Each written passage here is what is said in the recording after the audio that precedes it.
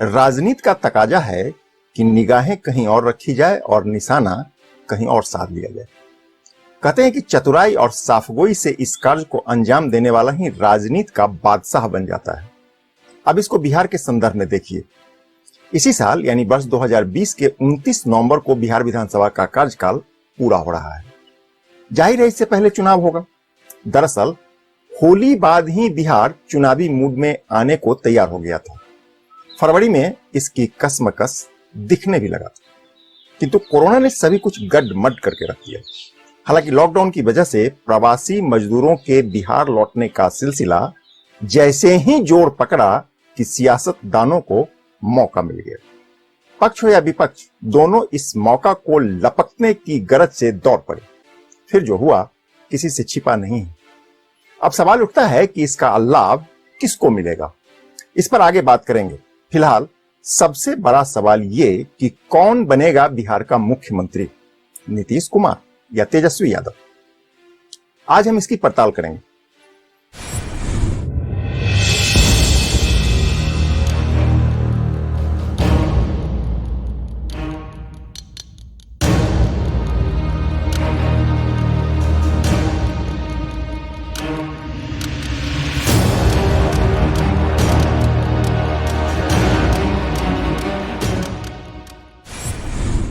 नमस्कार, मैं हूं कौशलेंद्र झा और आप देख रहे हैं केकेएन लाइव। खबरों की खबर और लीक से हटकर खबर के इस सेगमेंट में आज बिहार के बनते बिगड़ते राजनीतिक समीकरण की पड़ताल करेंगे, सरकार के कार्यों की पड़ताल करेंगे और एंटी इनकन्वेंसी फैक्टर की भी पड़ताल करेंगे। कोरोना काल के बीच उपजे हालात हों या रहनुमाओं के प्रति लोगों का विश्वास, पड़ताल जरूरी। बात की शुरुआत जून 2013 से करते हैं। आपको याद ही होगा जब वर्ष 2013 के जून महीने में गुजरात के तत्कालीन मुख्यमंत्री नरेंद्र मोदी को बीजेपी ने पीएम उम्मीदवार के रूप में घोषणा कर दी और इससे नाराज होकर बिहार के मुख्यमंत्री नीतीश कुमार ने बीजेपी से 17 सालों का पुराना रिश्ता एक ही झटके में तोड़ दिया। बिहार की राजनीति में इसको एक टर्निंग पॉइंट माना जाता है। हालांकि कुछ राजनीतिक विश्लेषक इसको पॉलिटिकल ट्रेजेडी भी बताते हैं।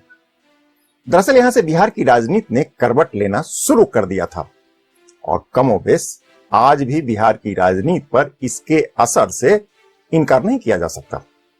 अब वर्ष 2013 से 2016 के 3 वर्षों पर गौर करिए। वर्ष 2014 के लोकसभा चुनाव में जदयू को मात्र 2 सीटें मिली। नीतीश कुमार ने मुख्यमंत्री के पद से त्याग पत्र देकर पूरे बिहार को स्तब्ध कर दिया। इसके बाद मुख्यमंत्री बने जीतन राम मांझी, किंतु उन्होंने 6 महीने में ही नीतीश कुमार को असहज कर दिया। तेजी से बदल रहे परिदृश्य के बीच जुलाई 2014 में नीतीश कुमार ने अपने चिर प्रतिद्वंदी राजद सुप्रीमो लालू प्रसाद से हाथ मिलाकर बिहार की राजनीति में भूचाल ला दिया। नीतीश कुमार को चाहने वाला एक बड़ा तबका स्तब्ध होकर तमाशा देखने को विवश हो चुका था। इस बीच महागठबंधन की नींव पड़ी, कांग्रेस भी साथ में आई और 2015 के बिहार विधानसभा चुनाव में बीजेपी की अगुवाई वाली एनडीए को पराजय का स्वाद चखना पड़ा। किंतु वर्ष 2016 आते आते हालात एक बार फिर से करवट लेने लगा। सितंबर 2016 में नीतीश कुमार ने सर्जिकल स्ट्राइक का समर्थन करके लालू प्रसाद सहित पूरे महागठबंधन को भौचक कर दिया। लोग इसका राजनीतिक निहितार्थ समझ पाते इससे पहले ही नवंबर 2016 में नीतीश कुमार ने नोटबंदी का समर्थन कर दिया। संकेत साफ था, मुख्यमंत्री नीतीश कुमार ने एक बार फिर त्याग पत्र दिया और आनन फानन में बीजेपी के साथ मिलकर सरकार बना ली। बिहार के वोटरों का एक बड़ा तबका एक बार फिर से मन को मसोस कर तमाशबीन बनने को विवश हो गया। बहरहाल जदयू और बीजेपी साथ है और वर्ष 2020 में विधानसभा चुनाव में उतरने की तैयारी भी शुरू हो चुकी है। अब सवाल उठता है कि वर्ष 2020 के विधानसभा चुनाव पर इस घटनाक्रम का क्या असर पड़ेगा। यानी वर्ष 2013 से 2016 के बीच बिहार की राजनीति में जो भी हुआ, क्या उसको भूलकर लोग आगे की सोचेंगे या इसका कुछ न कुछ असर 2020 के विधानसभा चुनाव पर पड़ेगा। क्या नीतीश कुमार की स्वीकार्यता पहले की तरह होगी? यदि नहीं तो इसका लाभ तेजस्वी यादव को मिलेगा क्या? ऐसे और भी कई सवाल हैं। इधर बिहार की राजनीति पर करीब से नजर रखने वाले पिछले 3 वर्षों में यानी वर्ष 2017 के बाद सरकार के इकबाल को लेकर भी सवाल उठाते रहे। खास करके विधि व्यवस्था को लेकर लोगों के मन में कई प्रकार के सवाल इन दिनों उमड़ घुमड़ रहा है। इस बीच कोरोना काल की त्रासदी ने बिहार की राजनीति को निर्णायक मोड़ पर लाकर खड़ा कर दिया है। लॉकडाउन की अवधि में करीब 22 लाख प्रवासी मजदूर बिहार लौटे। बिहार की सरकार ने इनके लिए कई प्रबंध किए, बेहतर प्रबंध किए। बावजूद इसके असंतोष के स्वर भी खूब सुनाई पड़ा। विपक्ष ने आग में घी डालने में तनिक भी देर नहीं की। देर सवेरे सत्ता पक्ष के नेता भी निकल पड़े, पर विलंब हो चुका था। प्रवासी मजदूरों की सैलाब के बीच सरकारी मुलाजिमों की लापरवाही से बिहार के ग्रामीण इलाका में रहने वाले असुरक्षित महसूस करने लगे। नतीजा, सरकार के प्रति लोगों में असंतोष गहराने लगा। किसान, मजदूर और छोटे छोटे कारोबारियों के सुर बदल गए। इस बीच मजदूरों का फिर से पलायन भी शुरू हो चुका है। लेकिन सवाल फिर वही कि क्या इसका असर बिहार विधानसभा चुनाव पर पड़ेगा और इसका लाभ किसको मिलेगा? बिहार की राजनीतिक फिजा में आरोप प्रत्यारोप के बादल अभी से गरजने लगा है। चुभते सवाल और तीखे व्यंग्यबाण, कभी पोस्टर वार तो कभी ट्विटर पर तकड़ा, कोई किसी से कम नहीं है। मुकाबला जोरदार होने के पूरे आसार हैं। जदयू ने लालू परिवार पर 73 बेनामी संपत्ति रखने का पोस्टर लगाया तो राजद ने 55 घोटालों की लंबी फहरिस्त गिना दी। विपक्ष के नेता तेजस्वी यादव के तेवर से पता चलता है कि इस बार विधानसभा चुनाव में सृजन घोटाला का मुद्दा खूब उछलेगा। विपक्ष का आरोप है कि इसकी ठीक से जांच की गई तो इसमें कई हजार करोड़ रुपए का घपला सामने आ सकता है। इसके अतिरिक्त विपक्ष बाढ़, स्वास्थ्य, खास करके चमकी बुखार, शेल्टर होम, सूबे की कानून व्यवस्था और इसको लेकर हमलावर रुख अख्तियार करने की अभी से तैयारी शुरू कर चुकी है। अंदर खाने चर्चा है कि सृजन घोटाला सरकार की दुखती हुई नब्ज है, लिहाजा विपक्ष इसको भुनाने में कोई कसर बाकी नहीं छोड़ेगा। दरअसल भागलपुर में एक चेक बाउंस होने के बाद यह घोटाला प्रकाश में आया था। वह 4 अगस्त 2017 का दिन था और इसको लेकर सुशासन की सरकार कटघरे में है। इसी प्रकार मुजफ्फरपुर का शेल्टर होम कांड को विपक्ष अपने लिए तुरुप का इक्का बनाने की कोशिश अभी से करने लगा है। इधर मुख्यमंत्री नीतीश कुमार की अगुवाई में एनडीए भी फ्रंट फुट पर खेलने की पूरी तैयारी में है। 7 निश्चय हो या जल जीवन और हरियाली योजना, विपक्ष को चित करने के लिए जदयू ने लालू राबड़ी के 15 साल के कार्यकाल के जख्मों को कुरेद कर ताजा बनाने की ब्लूप्रिंट तैयार कर लिया है। एनडीए का बड़ा पार्टनर बीजेपी ने सर्जिकल स्ट्राइक और एयर स्ट्राइक के दम पर मैदान में ताल ठोकने का मन बना लिया है। बीजेपी के नेता 3 तलाक और जम्मू कश्मीर में धारा 370 को हटाए जाने को बड़ी उपलब्धि बताते हुए मतदाताओं को गोलबंद करने की रणनीति पर अभी से काम भी शुरू कर दिया है। यानी इस बार का चुनाव 15 साल बनाम 15 साल होगा, घोटाला बनाम घोटाला होगा और विश्वास बनाम विश्वासघात भी होगा। कुछ लोगों का मानना है कि बिहार की राजनीति में मुद्दों के आधार पर विश्लेषण करना बेमानी हो गया है, क्योंकि अक्सर देखा गया है कि मुद्दों से शुरू होने वाला बिहार की राजनीति आखिरकार जातिवाद पर आकर ठहर जाता है। यही वजह रही है कि सियासत की बिछाद पर जातीय समीकरण की ताना बाना बिहार की राजनीति में एक हकीकत बन चुका है। कहते हैं कि बिहार की राजनीति में 80 के दशक से जातीय समीकरण की राजनीति उभरने लगा था, किंतु इसकी पराकाष्ठा 90 के दशक में देखने को मिला। इसके बाद पिछले 3 दशक से कमोबेश जातीय समीकरण ही जीत और हार का कारण बनती रही है। हालांकि ऐसा बिल्कुल नहीं है कि हर बार जातीय समीकरण निर्णायक साबित हो। बिहार की राजनीति में जातीय समीकरण का भ्रम कई बार टूटा भी और परिणाम चौंकाने वाला आया। अब आप वर्ष 2014 और 2019 के लोकसभा चुनाव को ही ले लीजिए। बिहार के तमाम जातीय छत्रप मुंह की खा गए।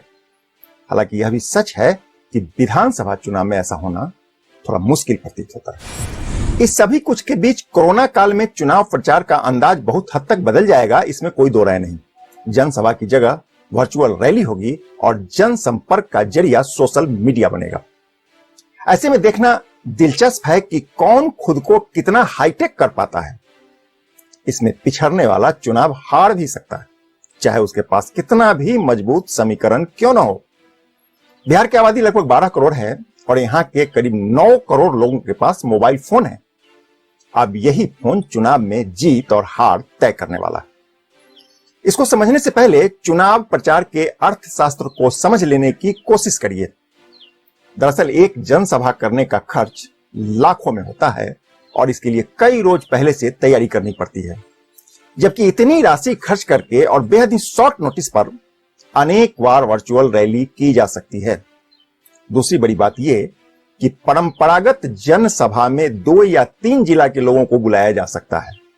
नतीजा अलग अलग लोगों से संवाद करने के लिए कई जनसभा करना पड़ता है और इस पर खर्च भी अधिक हो जाता है, जबकि वर्चुअल संवाद में एक साथ पूरे बिहार के कार्यकर्ताओं को जोड़ा जा सकता है। लोगों को इसके लिए सफर करने की भी जरूरत नहीं पड़ती है, बल्कि घर बैठे लोग अपने नेता से जुड़ जाते हैं और उनकी बातें सुन लेते हैं। वास्तव में ऐसी रैलियां चुनावों का परिदृश्य बदल देगी, किंतु इसके लिए राजनीतिक दलों को अपने लिए डिजिटल इंफ्रास्ट्रक्चर खड़ा करना होगा, यानी राजनीतिक दलों को डिजिटल होना पड़ेगा। इसका एक लाभ और है, वह यह कि चुनावी सभा की भीड़ को लेकर अलग अलग दावा करने की परंपरा रही है।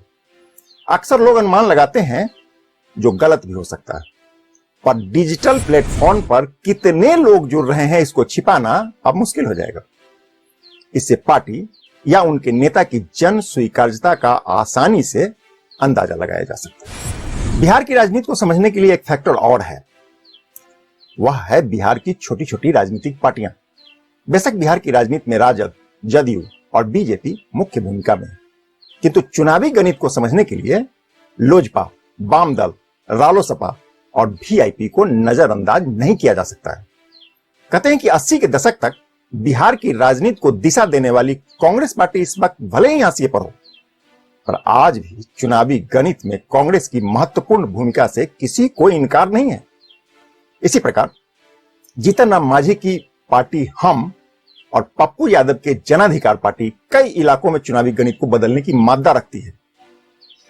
हालिया दिनों में असदुद्दीन ओवैसी की पार्टी एआईएएम ने सीमांचल में अपना प्रभाव स्थापित कर लिया है और अब वह भी बिहार के चुनावी गणित को प्रभावित करने लगा है, और ऐसा कर दे तो किसी को आश्चर्य नहीं होगा। दरअसल ये वो पार्टियां हैं जिनके पास भले पर्याप्त जनाधार नहीं हो, पर यह किसी भी बड़ी पार्टी या गठबंधन का गणित बिगाड़ने की मादा रखती है। इन्हीं कारणों से बड़ा गठबंधन भी इन छोटी पार्टियों को साधने की पूरी कोशिश करता है, ताकि वोटों का ध्रुवीकरण हो सके। अब सवाल उठता है कि किस पार्टी में कितना दम है। इसको ठीक से समझने के लिए वर्ष 2015 के विधानसभा चुनाव पर एक नजर डाल लेना यहां जरूरी हो गया है। वर्ष 2015 के विधानसभा चुनाव में नीतीश कुमार की अगुवाई में महागठबंधन को जीत मिली थी। महागठबंधन ने 178 सीटों पर जीत दर्ज कराई थी। इसमें 80 सीटों के साथ आरजेडी सबसे बड़ी पार्टी बनकर उभरी थी, जबकि जदयू को 71 और कांग्रेस को 27 सीटों पर जीत मिली थी।